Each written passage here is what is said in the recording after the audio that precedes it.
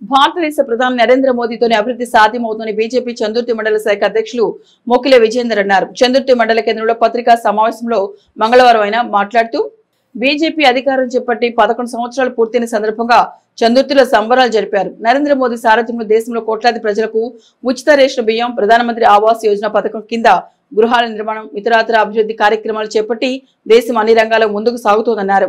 నరేంద్ర మోదీ సారథ్యంలో భారతదేశం ప్రపంచంలో 4వ స్థానంలో నిలిచిందన్నారు.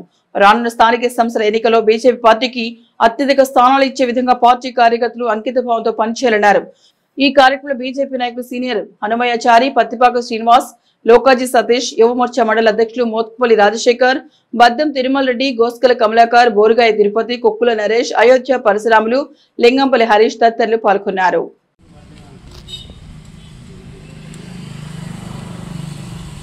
भारत माता की जय, भारत माता की जय। नरेंद्र मोदी नायकत्वम वर्धिल्लाले, नरेंद्र मोदी नायकत्वम वर्धिल्लाले, नरेंद्र मोदी नायकत्वम वर्धिल्लाले, బండి సంజయ్ కుమార్ నాయకత్వం వర్ధిల్లాले।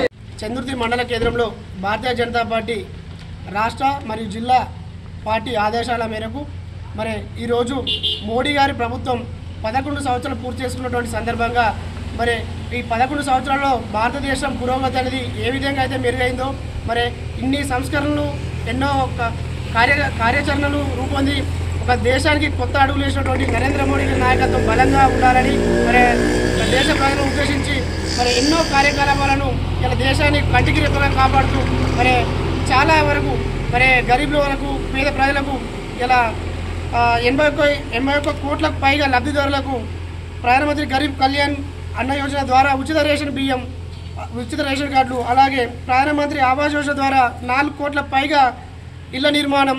మరి అంతేకాకుండా 2014కు ముందు ఉన్న మన భారతదేశ ఆర్థిక పరిస్థితి ఇవాళ మన ప్రపంచంలోనే 4వ స్థానానికి అతిపెద్ద ఒక కార్యాచరణ రూపొందుకోవడం. మరి రానున్న రోజుల్లో కూడా భారతీయ జనతా పార్టీ మరి ఇటువంటి కార్యాచరణ మరి అలాగే నరేంద్ర మోడీ గారి నాయకత్వంలో మరి భారతదేశం ఏ విధంగా అయితే ముందుకెళ్తుందో మనకు అందరికీ తెలుసు.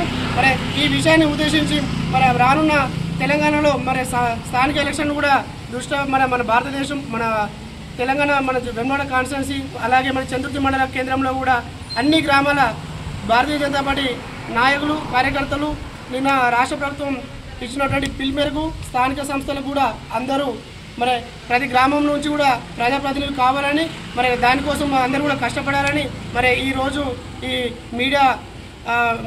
మీడియా ద్వారా నేను తెలపడం జరుగుతుంది. మరి ఇప్పుడు వచ్చే స్థానిక ఎలక్షన్లో మనం సర్పంచులు, వార్డు మెంబర్లు, ఎంపీటీసీలు, జడ్పీటీసీలు అయితేనే మరి రానున్న రోజుల్లో భారతీయ జనతా పార్టీ ఇక్కడ తెలంగాణ రాష్ట్రంలో అధికారం రావడం జరుగుతుంది.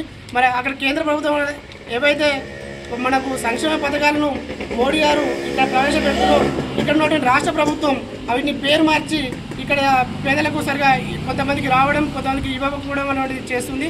మరి కేంద్రం చేసినటువంటి పనులు ప్రతి ఒక్కటి మన ప్రజలకు తీసుకువెళ్ళాలి. మరి పార్టీ ఇచ్చిన ఏదైతే ఈ కార్యక్రమాలు ఉన్నాయో ఈ కార్యక్రమాలు కూడా రచ్చబండ కావచ్చు, ఇంకా 2-3 కార్యక్రమాలు ఉన్నాయి. ఈ కార్యక్రమాలన్నీ కూడా పేద ప్రజలకు మరి ఎక్కడైతే జనం ఉంటారో ప్రతి గ్రామంలో మోడీ గారు ఇస్తున్నటువంటి సంక్షేమ పథకాలని వివరించాలని మా కార్యకర్తలకు ఈరోజు దిశానిర్దేశం చేయడం జరిగింది.